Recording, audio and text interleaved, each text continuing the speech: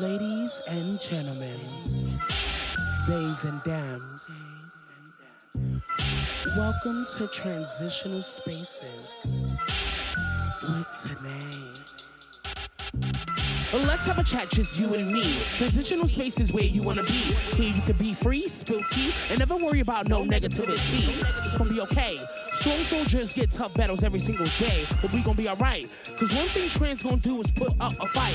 You gotta know your rights. Make sure you feel good every day and every single night. Let's kiki, let's talk shit. Whether you're he, she, them, or that bitch. Good and bad, let's clock that tea. Here you can be you and I'ma be me. Let's kiki, let's talk shit. Whether you're he, she, them, or that bitch. Yes, transitional spaces, what? Transitional spaces, yes! Transitional spaces, welcome to Transitional Spaces. Yes, transitional spaces, what? Transitional spaces, yes! Transitional spaces, welcome to Transitional Spaces. I have a very special guest, my friend, the icon and legend in modeling, in Black history, and in ballroom, Tracey Norman Africa. I know this obviously, but my viewers would like for you to explain how you got started in modeling. Well, I started modeling because a friend thought that I was beautiful and suggested because modeling was never on my mind. It wasn't a thought. It wasn't a dream. I knew nothing about modeling.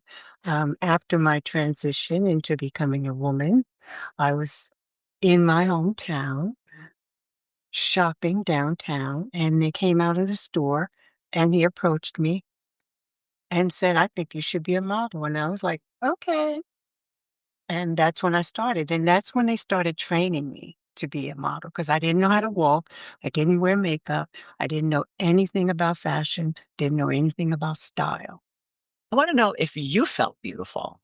There was one moment.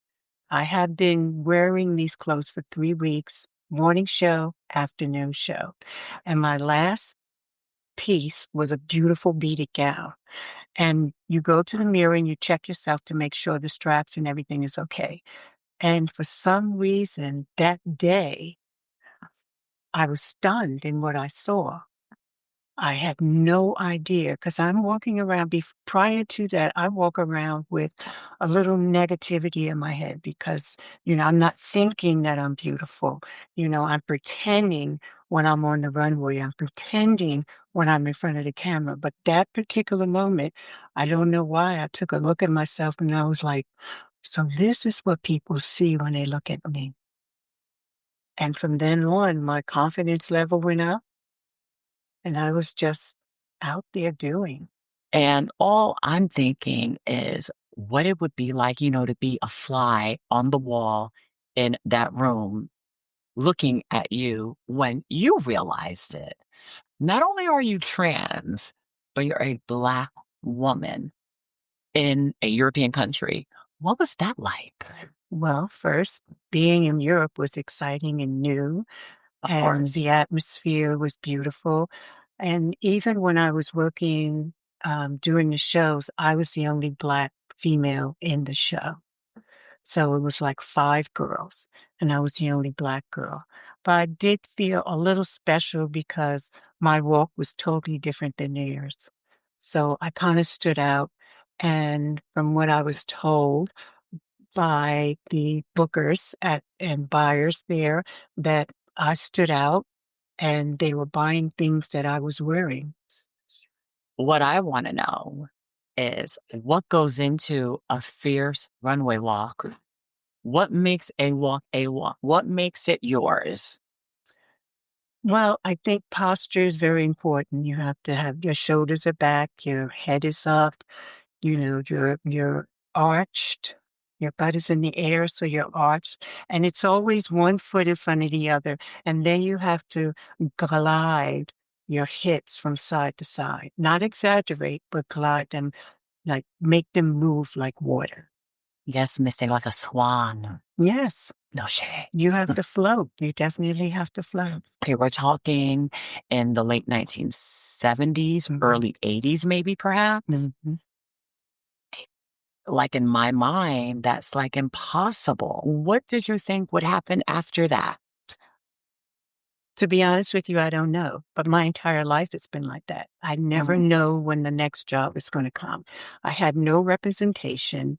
So everything in Paris and in New York was word of mouth until I joined an agency. And then the agency gets me work. But prior to all of that, I didn't know what tomorrow would bring unless someone say, well, there is a jazz singer by the name of Lavelle, and she needs background singers. Do you think you can do background singing? And I said, yes. Oh, really? She was signed with Sony Records. They were looking for people that can carry a tune. And I said yes. Tommy said yes, my roommate.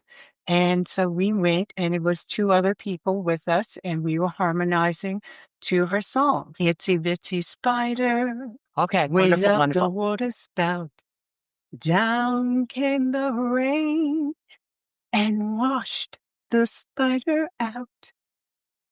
Out came the sun and it tried to fall in the rain, and the itsy bitsy spider went up the water spout again. I had no idea.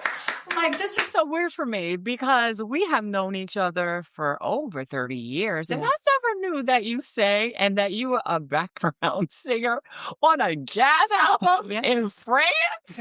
Yeah. When I was there, I hung out for a while. Money wasn't coming in, but I had a roommate, so I had to pay my share. And so he suggested that I go to Italy. So I took the overnight, booked the overnight train into Italy to Milan. And after that, the money, like I said, I had to pay the room. So I just decided that to come back to New York. I want to know this. I have never asked you this before, but please, you have to tell me and my viewers where you were when you first saw your face and hair on the cover of Clairol. And how did that feel? It was amazing that I saw my face on a Clairol box, and I was with my mom at the time, and so she was in one section of the drugstore, and I just wanted to be nosy. I said, "Mom, I'll be right back. I want to see if the box is on the shelf." And it was, and I yelled for her, and she came, and so my mother was proud. I had this giant Kool-Aid smile on my face, and it was just amazing. My agent tells me that my color was the most popular color. So it was box 512, dark auburn, because it matched a lot of the our tones, different tones that we had. So a light-skinned girl could wear my color, and a dark-skinned girls darker than me could wear it.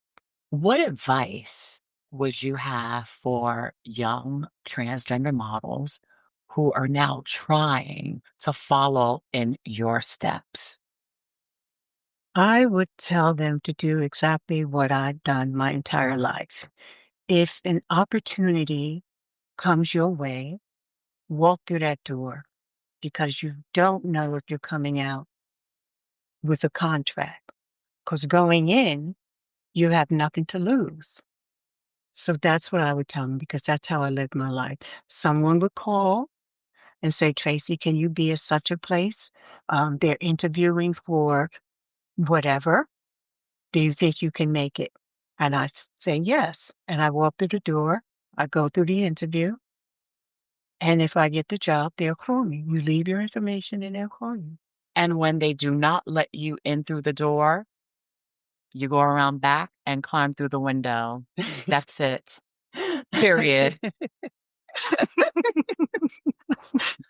Miss Norman, would you have done anything completely different than what you have done? That's such a hard question for me. It is, isn't it? If you had not had a career in modeling, Mhm. what else would you have done? To be honest with you, my obsession was racing cars. And I honestly thought, seriously, because my grandfather would take me and my sister down south every summer on my father's side. And he was the one that taught me how to drive. I don't know. I was 3 years old. He stood me up in his lap, and he would tell me to stay on this side of the white line. And I would try my best. But as I got older, I was getting better and better. And so he just taught me how to drive. Girl, the first transgender NASCAR driver. Wow. But in my head, In your head. I thought that I was going to be the first Black female race car yes. driver. I'm sure a lot of the girls out there are gagging. And there's probably one right now who wants to be a NASCAR driver. And why not? And if they don't let you through the door, You go through the window you in the go back. through the window in the back, Miss Thing. Now is about that time when we talk about our days in ballroom. Let's hit it, bitch. When you were on the runway floor, who did you love to get? Who did you want? To be honest with you, you know me. I didn't want anybody. I was having fun, really. I was having fun out there. I've never challenged anybody. People compared me with a challenger, and I would just do my thing. Okay, Miss Sagittarius, let me ask it to you another way. Who didn't you see? No. No. Okay, I'll ask it to you another way. Who has won over you that you thought, I don't think so, Miss Thing? I can't. Well, I'm glad that I'm having you here and that you think I'm a kiki. So, who were your favorites in ballroom? For femme queen face, for realness, for body, you know, all of it. Who were the girls who really left an impression in your heart? Well, you, number one. Jennifer Legends was number two. Oh, Jennifer. I miss Jennifer. I miss Jennifer too. Yeah, Jennifer was one of those just extraordinary young ladies who had a beautiful heart, loved to kiki. Yes, And she was also a good friend. yes, she was. I would love for you to speak about what an impact Jennifer has had in your life. Well, Jennifer had the same impact as you because the both of you have given me something that was missing out of my life. Because, you know, we always have that one gay male that will ride or die for you. And hardly none of the girls have a common girlfriend that there for them. So you and Jennifer did that for me. And that's the thing that was missing in my life that I've always wanted. I always wanted a diehard, true girlfriend. Because we've never competed. You've never competed with clothes. We never competed in the ballroom. We never competed with men when we went out. Either they liked you, they liked her, or they liked me. So we didn't have any competition between us. I think that is the key of the respect that we had for each other. I agree with that, actually. Although usually you let me have all the boys because I was so fucking boy crazy. I fell in love like all the time, like every week, like I was in love. This is true. I would like to ask you your thoughts on one of the icons for legendary face in ballroom around our time, Miss Moldavia LaBeija, who I fucking adored. I loved her. I admired her too. She just had such a creative head. Like, I don't know if you remember this, but she was like one of the first chicks in ballroom that I remember who would carry a whole fucking wardrobe into the ball. And everything had a name on it. Femme queen face, polka dot versus stripe, leather versus weight, realness. Like, she had an outfit for every this bitch walked every category at like a few balls. And I gagged. Like you and I, we used to do maybe a few categories at a ball, maximum maybe 3, but she used to walk every category. Yeah. What was that like, to like witness her and her talent? That's the thing. I admired her talent. Oh my God. And to see her Vogue, Yeah. it was art. She was one of one of the special femme queen performances Yes. of like our time. I agree. Her voguing was so feminine and sexual. It was like looking at art. It She was was an artist. It was very sexual. Yes, it was very sexual. It was. And I was No, it was beautiful though. I was getting my life just watching her movements, watching her femininity. She just exuded this sexual being. It was quite extraordinary. And, in my opinion, there is no one who does like the voguing and the performance like the femme queen. It's so like incredible because around, the time that you and I were in ballroom, there were many face goddesses. And I can name like a litany of them. You had Carmen Extravaganza, Right. Jennifer Legend. You had motherfucking Danielle Princess Revlon. She was Yes. over. You also had Octavia. Oh my goodness, there were so many of them. All those extravaganza I girls. was getting ready to say the same thing. I mean, those extravaganzas. Oh yeah, they used to come through. You have Vanessa Extravaganza. Oh my goodness. Yes. Well, now is around, the time where you can ask me anything you want because I'm going to tell it. Was one rival that you had in the ballroom, and what was your feeling when you're on the floor with her? And her name was... Are you talking about Anjanae? Yes, I was just having a senior moment. The Anjanae. The Anjanae, yes. So So competing against her made you feel what? I loved every minute of it. I'm an Aries, I'm a competitor, and I loved eating whoever was in front of me. Next question. No. Well, here is a fun fact. The reason that we became rivals is that we had a personal matter that everyone in ballroom had become aware of, and they use it against us.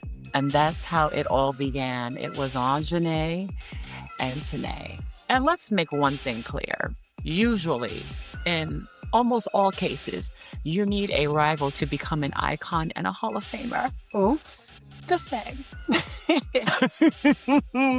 Because I know when I watched you compete against her, there was just something different. I mean, the way you... Again, it was like art. Well, because Tracey Africa, in my mind, I thought I was a lot more beautiful, real as rain. I had body, and it was over for me. No shade. I was convinced. No shade. I was convinced. Now, We're not vain. no, I'm just confident. Okay. But Anjanae was a formidable Yes. Rival. Those features were incredible. She was beautiful. Hands down. Yeah, and it's beautiful. Hands down. And we were at a point in our lives, we were very close. But yes, Anjanae was beautiful.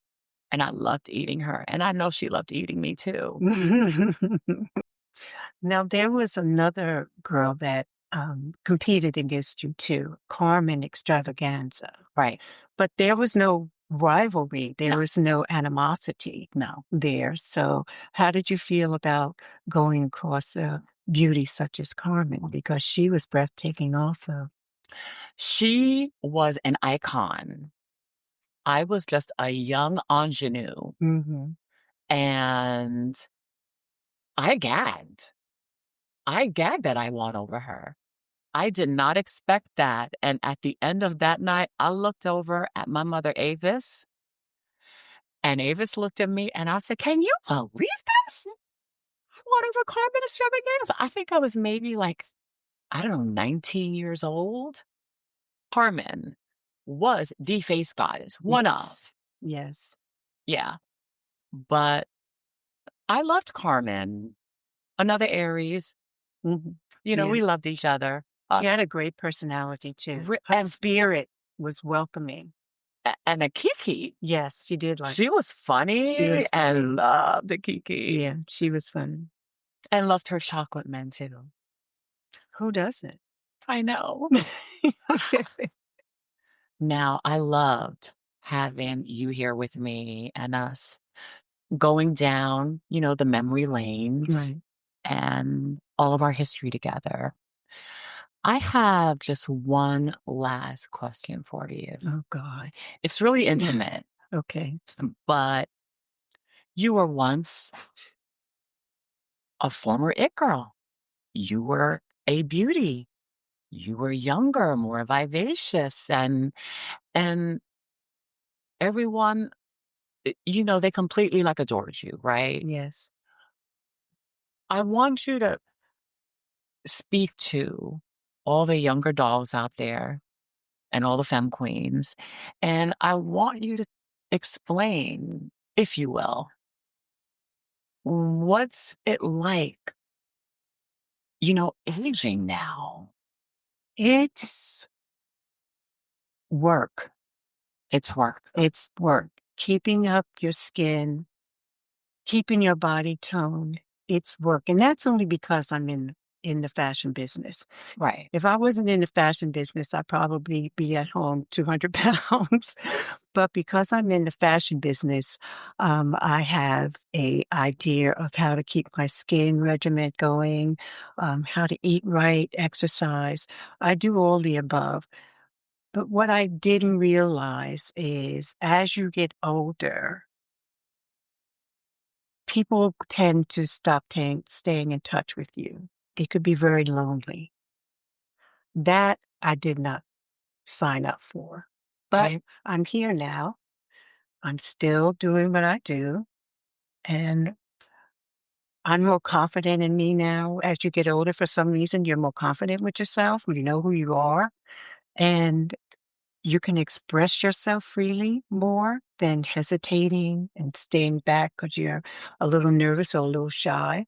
Um, and I don't put up with a lot of things anymore. Mm. Because, as you know, I put up with a lot and I hold a lot in until, someone gets on that last nerve and then there's an outburst. But that's very rare. Well, I have to tell you, I have always, always adored you.